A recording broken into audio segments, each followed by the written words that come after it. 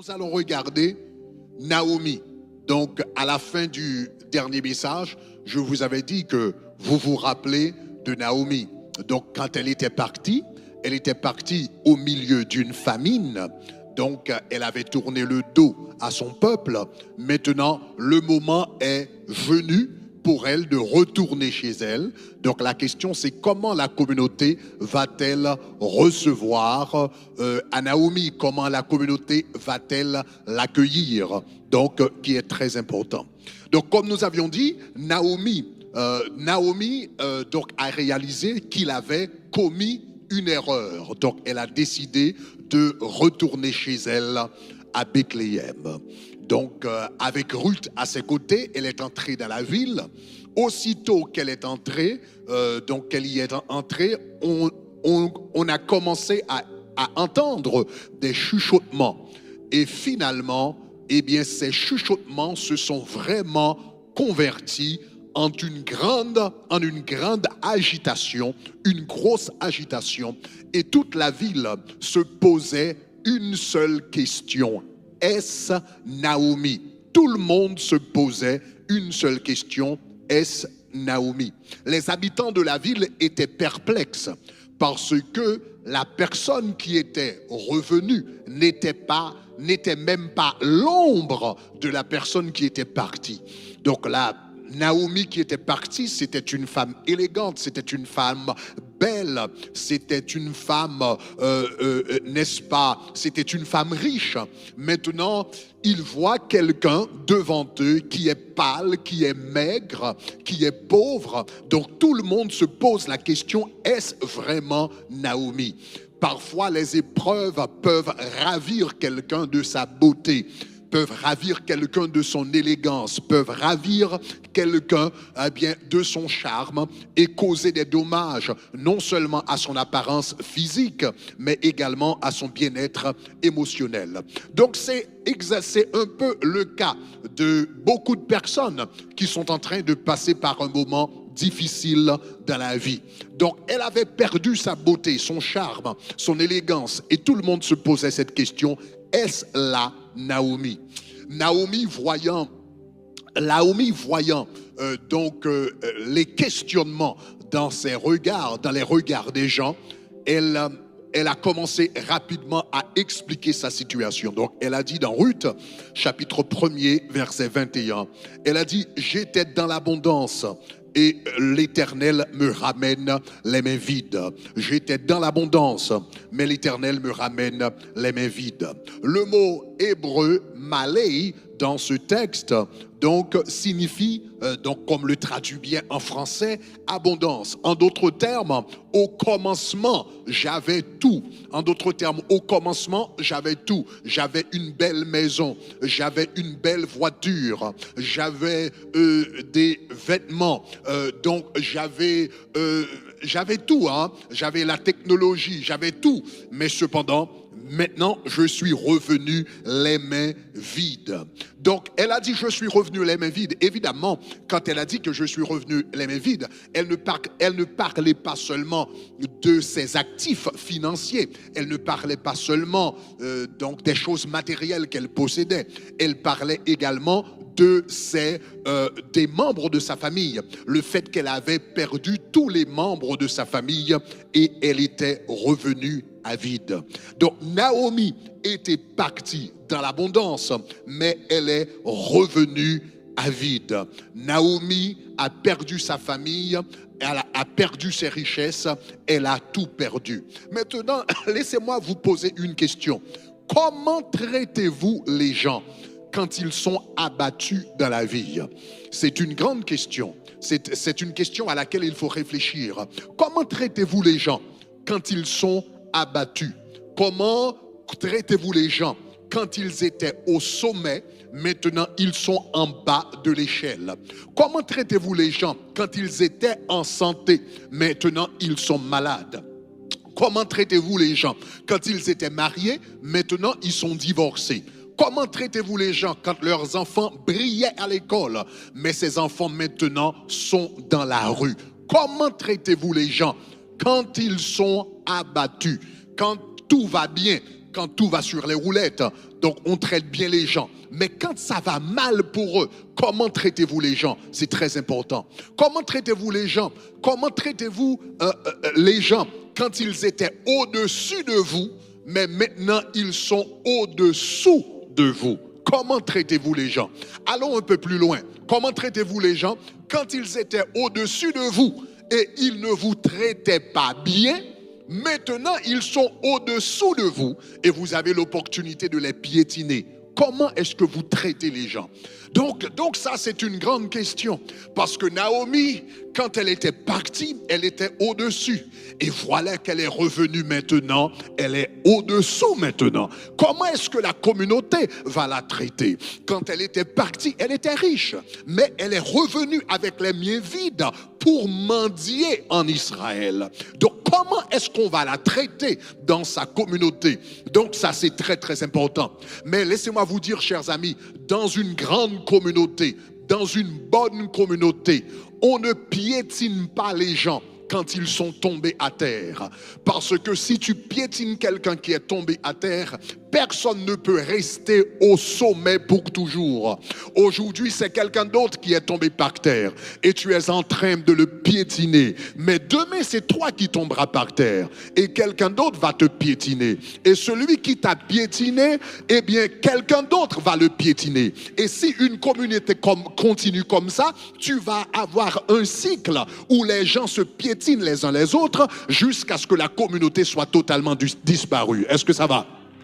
Donc voilà, chers amis, vous ne pouvez pas, dans une bonne communauté, on ne piétine pas les gens quand ils sont tombés. Donc Naomi est tombée, elle est revenue à Bethléem, elle a besoin de l'aide, elle a besoin du secours, elle avait tourné le dos aux gens. Maintenant, Bethléem a une décision à prendre. Est-ce qu'ils vont rendre, est-ce qu'ils vont faire de même? Est-ce qu'ils vont tirer revanche?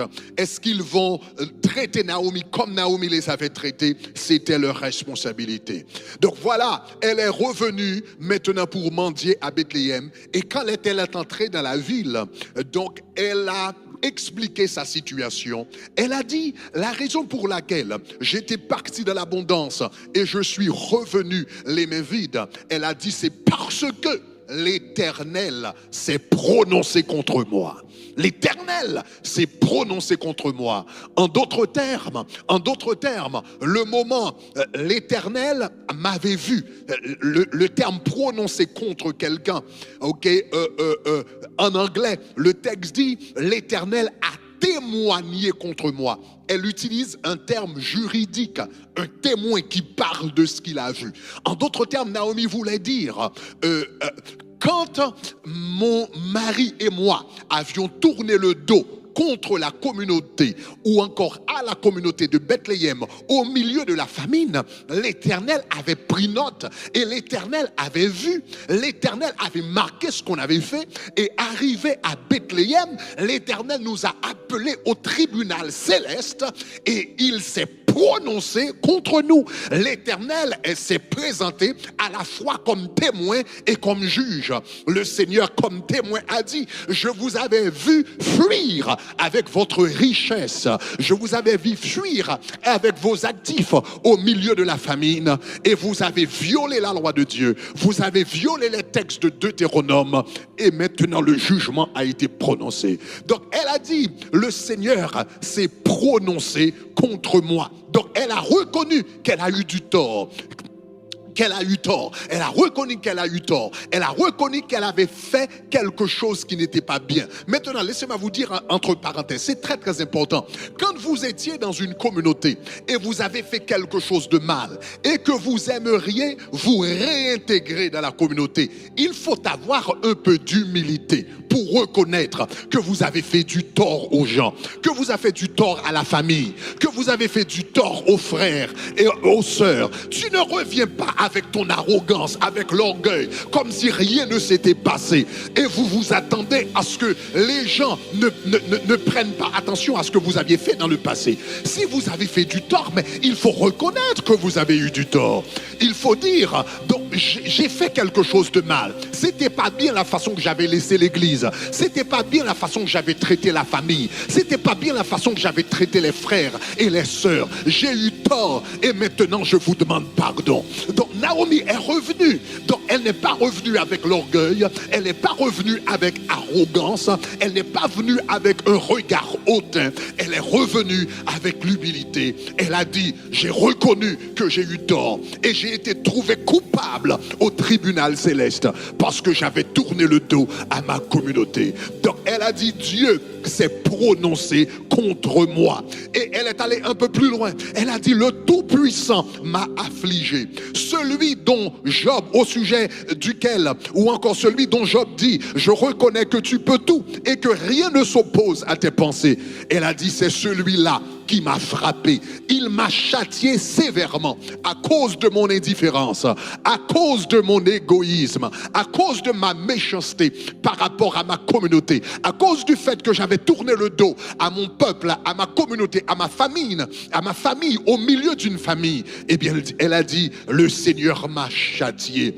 Donc, elle a dit, Yahvé est terminé avec moi. Yahvé s'est dressé comme un ennemi devant moi. Je suis condamné à vivre le reste de ma vie dans ma douleur, dans la solitude et dans l'amertume. Laissez-moi vous poser une question. Comment traitez-vous les gens quand le Seigneur est en train de les châtier?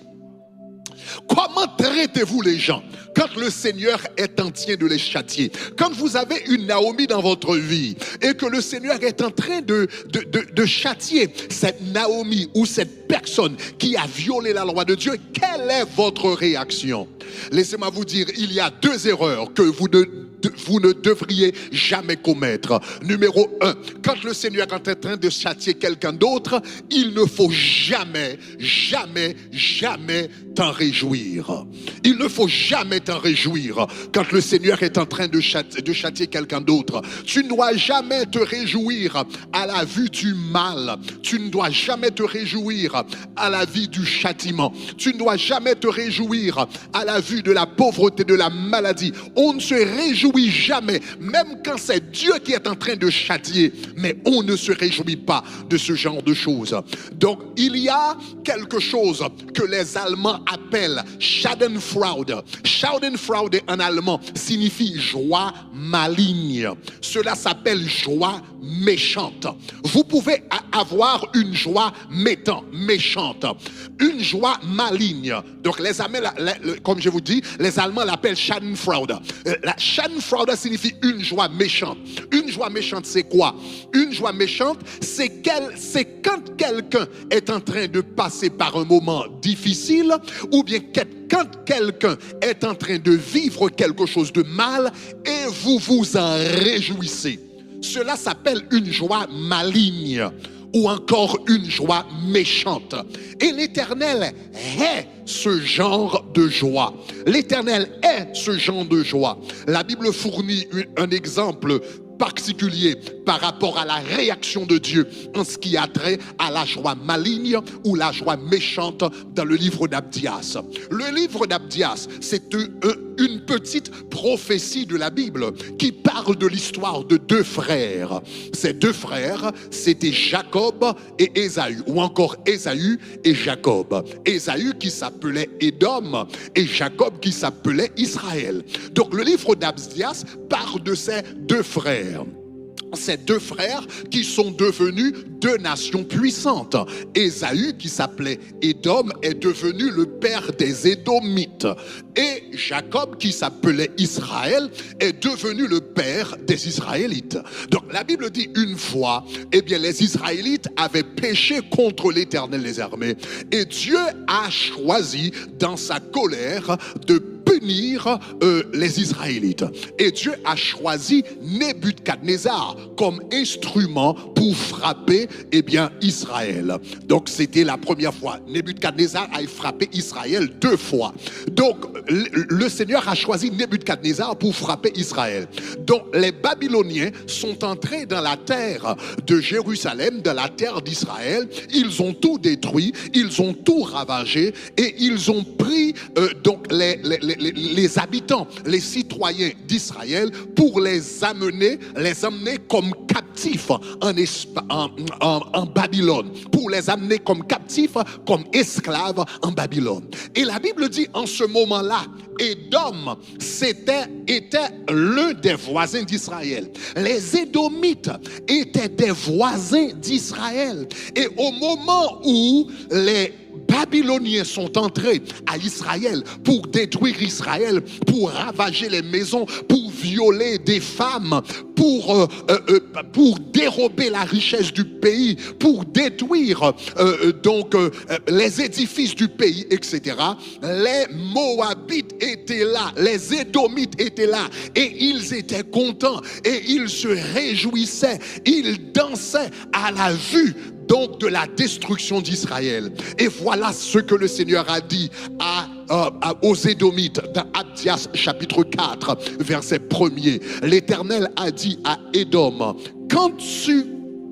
même quand tu placerais ton nid aussi haut que celui de l'aigle, quand tu le placerais parmi les étoiles, l'Éternel a dit à Édom, je t'en précipiterai.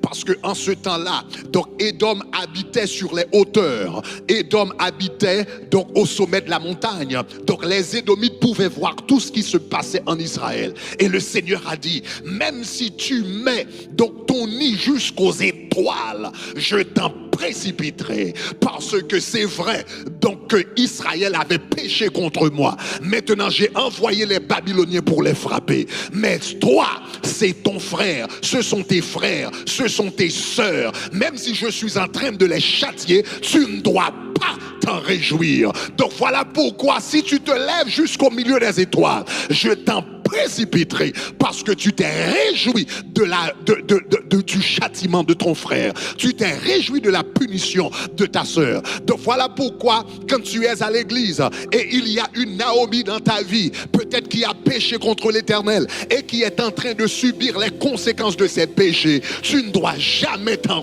réjouir. Tu ne dois jamais dire, je savais que cela allait arriver, je savais que tu allais en payer le prix. Cela s'appelle une joie méchante. Cela montre une absence d'amour dans ta vie, parce que la Bible dit, l'amour ne se réjouit point du mal. Peu importe celui à qui le mal est arrivé, même si c'est ton ennemi, la Bible dit, l'amour ne se réjouit pas du mal. Dites-moi gloire. Donc la première chose, quand le Seigneur est en train de punir quelqu'un, peut-être comme une Naomi, eh bien tu ne dois jamais t'en réjouir. La deuxième erreur qu'il ne faut jamais commettre, non seulement il ne faut jamais t'en réjouir, deuxièmement, il ne faut jamais être un instrument de mal entre les mains du Seigneur. Tu sais que tu peux être un instrument de mal entre les mains de Dieu. Quelqu'un peut être un instrument de mal entre les mains de Dieu. Donc le premier péché au sujet duquel j'avais vous parlé, donc c'était peut-être à peu près 700 ans, etc.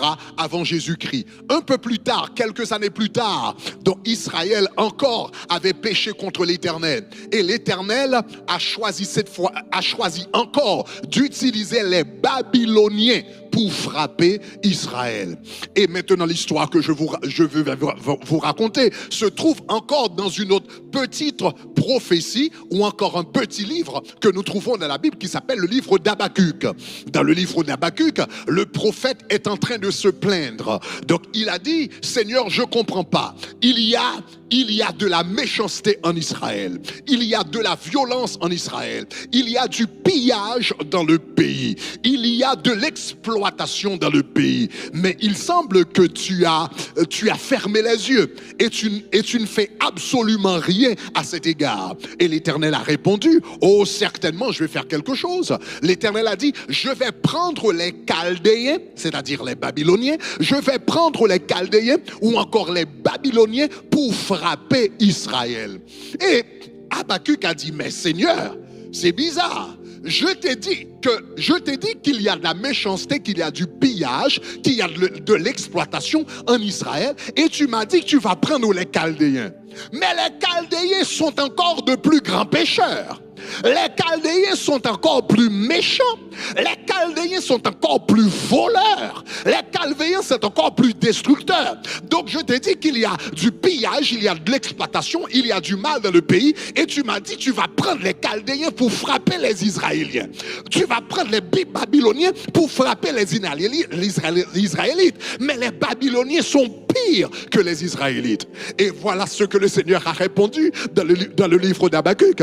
Il lui a dit, oui, c'est ça. Je vais utiliser les Israélites pour frapper. Je vais utiliser les Babyloniens pour frapper les Israélites dans leur méchanceté.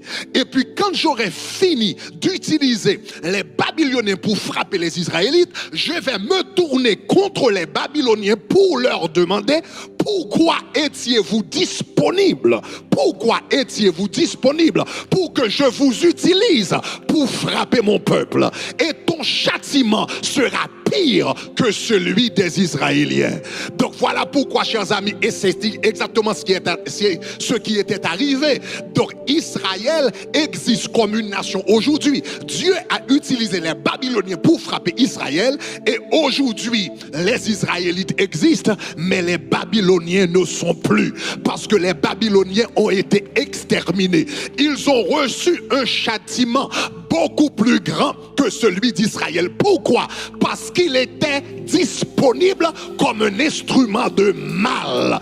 Oh, laissez-moi vous dire quelque chose. Il y a des choses que Dieu veut faire. Il y a des personnes que Dieu veut frapper. Il faut qu'il trouve quelqu'un de haineux. Il faut qu'il trouve quelqu'un d'envieux. Il faut qu'il trouve quelqu'un de rancunier. Il faut qu'il trouve quelqu'un de méchant pour accomplir cette tâche. Ne sois jamais cette personne.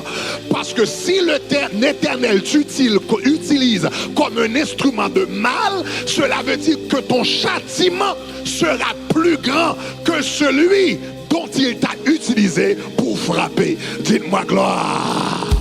Donc il y a deux choses, deux erreurs à ne jamais commettre. Deux erreurs à ne jamais commettre.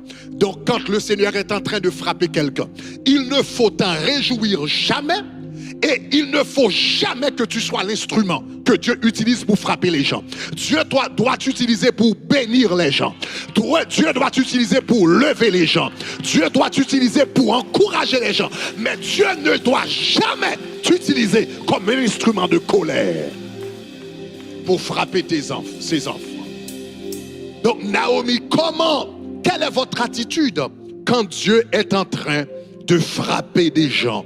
Donc Naomi a dit: le Tout-Puissant m'a châtié et il s'est prononcé contre moi. Elle est revenue dans la ville. Elle est revenue dans la ville. Et quand elle est entrée dans la ville, elle a dit quelque chose après avoir fini de dire que j'étais dans l'abondance et je suis revenu les mains vides. Et le Seigneur s'est prononcé contre moi. Et elle va dire quelque chose qui va étonner les gens. Elle va dire, ne m'appelle plus Naomi, mais appelle-moi Mara. Ne m'appelle plus Naomi, appelle-moi Mara. Le mot Naomi en hébreu signifie agréable, tandis que le mot Mara signifie amer. En d'autres termes, elle disait: ne m'appelez plus agréable. Il n'y a rien d'agréable à ma vie. Il n'y a rien de plaisant à ma vie. Il n'y a rien d'intéressant à ma vie. Ne m'appelez plus Naomi. Ne m'appelez plus plaisant. Ne m'appelez plus agréable. Ne m'appelez plus belle. Il n'y a aucune beauté dans ma vie. Appelle-moi amère, parce que je suis une femme amère. Je suis une femme remplie d'amertume. Maintenant, c'est intéressant parce qu'en Israël, les noms n'étaient pas simplement des désignations creuses. En Israël, les noms étaient porteurs d'identité et de destinée. Abraham, par exemple, signifie père des nations. Eh bien, il était évidemment père des nations. Il a donné naissance à plusieurs nations dans le monde. Josué signifie libérateur, et effectivement, donc il a emmené le peuple d'Israël en Canaan. Le nom David signifie bien-aimé. Certainement, David était le bien-aimé de Dieu et le bien-aimé du peuple d'Israël. Donc, le nom de quelqu'un est porteur de son identité et de sa destinée.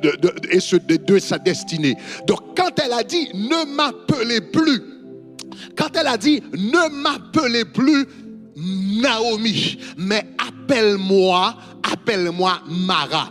En d'autres termes, écoutez, elle voulait assimiler sa réalité à son identité.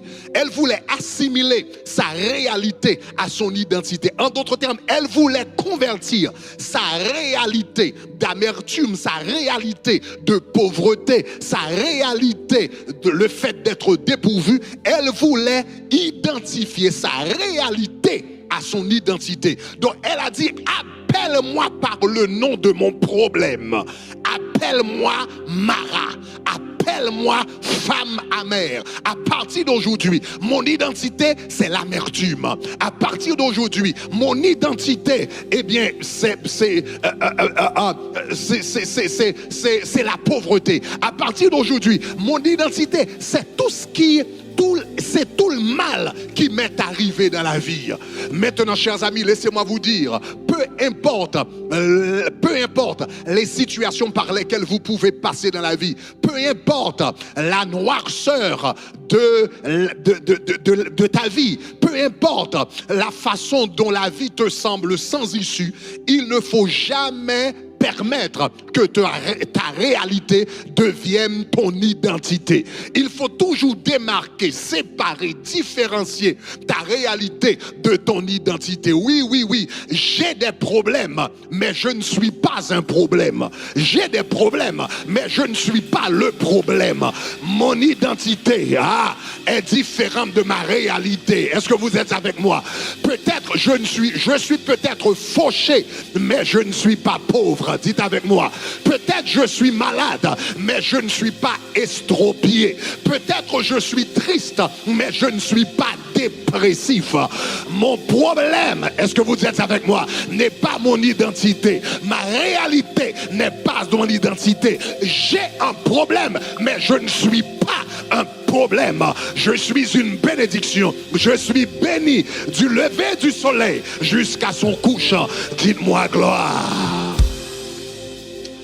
Donc, Naomi a demandé d'être identifiée à son problème. Naomi a demandé d'être identifiée à son amertume. Naomi a demandé d'être identifiée à sa calamité. Mais le peuple de Bethléem, sa communauté, sa famille, ses frères et ses sœurs ont refusé de l'identifier au problème, ont refusé de l'identifier à sa situation, ont refusé de l'identifier à son amertume. Donc c'est très intéressant que Naomi a demandé d'être appelée Mara.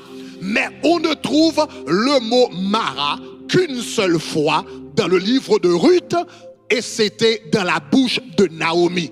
Personne d'autre ne l'a appelée Mara. Elle a dit: appelle-moi Mara, appelle-moi amertume, appelle-moi par le nom de mon problème, condamne-moi parce que je suis une femme amère. Mais le peuple refuse de l'appeler Mara. Oh non, je sais que tu es venu ici, tu ressembles à Mara, tu parles comme Mara, tu as une odeur de Mara, tu as une réaction de Mara, tu as un comportement de Mara. Mais nous refusons de t'appeler Mara.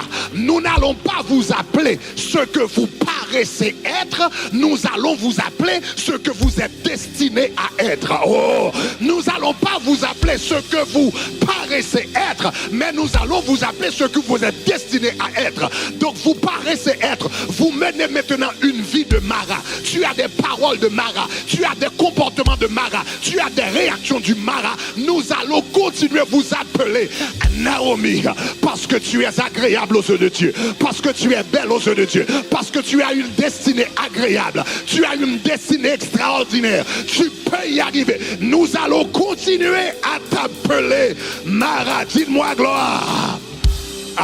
Dans une grande communauté identifie et appelle la grandeur de la vie des gens. Quand tu vis dans une grande communauté, ils ne voient pas tes saletés, mais ils voient ta destinée en Dieu. Il ne voit pas ce que tu as de mal en toi. Il voit ce que tu as de bon en toi. La Bible dit l'amour espère tout. Quand tu as de l'amour, tu espères toujours. Oui, ton mariage peut réussir. Oui, tes enfants peuvent réussir. Oui, tu peux réussir dans ton entreprise, dans ta carrière, dans ta vie spirituelle, dans ta vie émotionnelle. Dans une grande communauté, on voit les choses positives dans la vie des gens et non les choses négatives.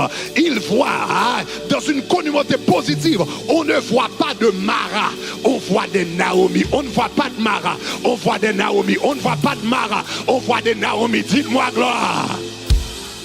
Et ceci est intéressant.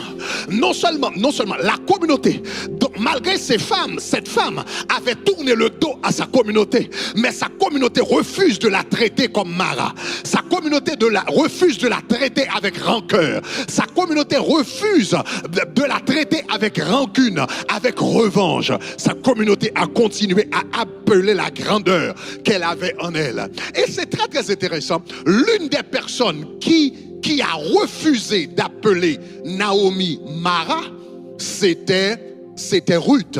Maintenant, c'est très intéressant.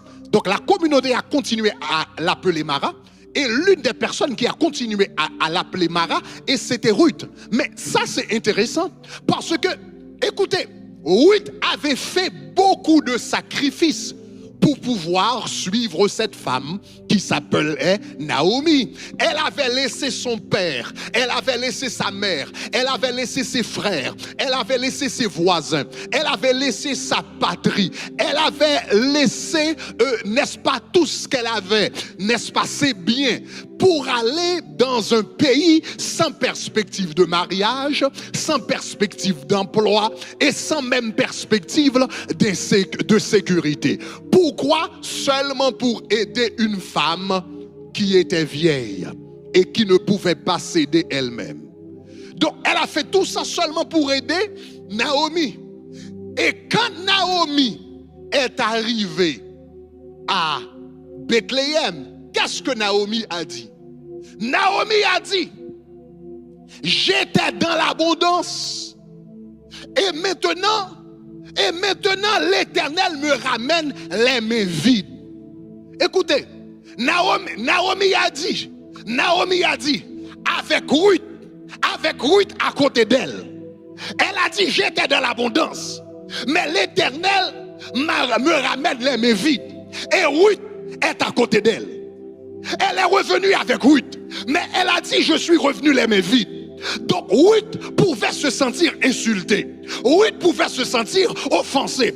Après avoir fait autant de sacrifices, j'ai laissé mon père, j'ai laissé ma mère, j'ai laissé mon voisinage, j'ai laissé tout ce que j'avais pour te suivre. Et tu dis que je suis venu et moi, je ne suis rien, je ne suis personne. Ah, mais Ruth comprenait que c'était les divagations d'une femme amère. Pour arriver loin dans la vie, parfois, il faut oublier les critiques. Il faut ignorer les critiques. Il faut ignorer les paroles amères. Il y a des choses que des personnes disent au sujet de toi. En réalité, leur problème, c'est pas toi. Leur problème, c'est réellement eux-mêmes. Parfois, les critiques sont les réflexions des amertumes des gens. Le problème, c'est pas toi. Le problème, c'est eux-mêmes. Mais ils doivent projeter leurs problèmes sur quelqu'un d'autre. Donc, ils projettent leurs problèmes sur toi. Mais c'est pas toi le problème. En réalité, c'est leur amertume intérieure qui est en train de s'exprimer. Dites-moi gloire. Donc, malgré c'était une forme d'humiliation. Mais malgré l'humiliation publique que Ruth a subie, à travers ses paroles, qu'elle a reçues à travers ses paroles. Je suis revenu les mains vides, comme si Ruth n'était rien. Et pourtant, Ruth était sa bénédiction. Ruth était sa plus grande bénédiction. Mais elle a dit, je suis revenu les mains vides, comme si cette femme n'était rien. Mais Ruth a continué.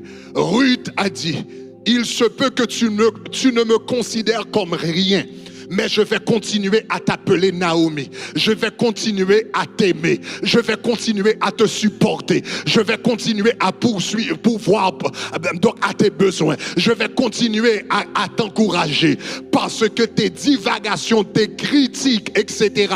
ne vont pas me décourager. C'est ce que ça veut dire vivre en communauté. Dites-moi gloire. Donc, la Bible dit, donc elle est venue avec Naomi. Naomi a dit, j'étais dans l'abondance, je suis revenu vide, mais elle a continué à aider. Et cette communauté va entourer Naomi.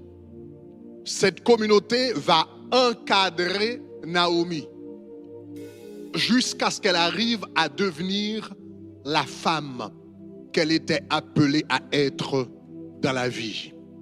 Donc, comme je vous avais dit, dans une grande communauté, dans une bonne communauté, on ne piétine pas les gens quand ils sont tombés. Même si c'était de leur faute, on ne les piétine pas, on les relève. La Bible dit dans Galates chapitre 6 verset 1er, frères, si un frère vient à être surpris en quelque faute, vous qui êtes spirituels, redressez-le dans un esprit de douceur. Quand les gens sont tombés, on ne les piétine pas, on les relève et on les redresse pour qu'ils puissent continuer sur le chemin. Alléluia. Et la dernière partie du verset, la Bible dit que Naomi est venue. Naomi est venue au temps de la moisson des orges. Elle est venue au temps. Naomi est venue au temps de la moisson, au temps de la moisson, au temps de la moisson. La moisson, c'est significatif parce que quand on parle de moisson, on parle de nouvelle saison. On parle de nouvelle saison, on parle de nouvelle saison. Est-ce que ça va? La moisson annonce un renouveau. La moisson annonce quelque chose de neuf. La moisson annonce donc la vie. La moisson, c'est la vie. Parce que durant l'été, c'est la mort. Mais la moisson, ce qui était mort, revient à la vie. Les arbres qui étaient morts reviennent à la vie. Est-ce que ça va? Ceux qui ne produisaient pas de fruits commencent à produire du fruit. Donc la Bible dit, elle est venue au temps de la moisson. La moisson, c'est le temps de la joie. La moisson, c'est le temps des danses. La moisson, c'est le temps de la réjouissance. Donc cela veut dire quelque chose d'intéressant va se passer dans la vie de cette femme. Nous sommes à la fin du chapitre 1er. Nous ne savons pas ce qui va se passer au chapitre 2, au chapitre 3 et au chapitre 4. Mais à la fin du chapitre 1er, la Bible dit, elle est venue au temps de la moisson. Si tu arrives au temps de la moisson, il y a de l'espoir. Si tu arrives au temps de la moisson, il y a un renouveau qui s'annonce. Si tu arrives au temps de la nation, il y a une bénédiction qui s'annonce. Qu'est-ce que le Seigneur est en train de nous dire avec ce symbolisme de la moisson? Cela veut dire, peu importe là où tu puisses te trouver dans la vie, peu importe là où vous êtes tombé dans la vie, si tu as autour de toi une communauté qui aime Dieu et qui t'aime à toi, si tu as une communauté autour de toi qui aime Dieu et qui t'aime, peu importe là où tu es tombé, tu peux te relever, tu peux te redresser, tu peux avoir une nouvelle saison, tu peux expérimenter un renouveau, tu peux expérimenter quelque chose de neuf si tu as Dieu premièrement, et tu as une communauté qui t'aime autour de toi. La semaine prochaine, nous allons entrer dans le chapitre 2 pour voir comment cette moisson, cette nouvelle saison, alléluia, va s'exprimer dans la vie de cette femme. Mais l'important, c'est que la communauté ne l'avait pas rejetée. La communauté n'avait pas choisi de tirer revanche. La communauté n'avait pas agi avec rancune, rancœur, amertume, etc. Malgré ses fautes, malgré ses erreurs, malgré le mal qu'elle avait commis, la communauté l'a embrassée, l'a reçue et a décidé de voir sa destinée. Elle a demandé d'être appelée Mara, mais la communauté a dit, tu es encore agréable à nos yeux.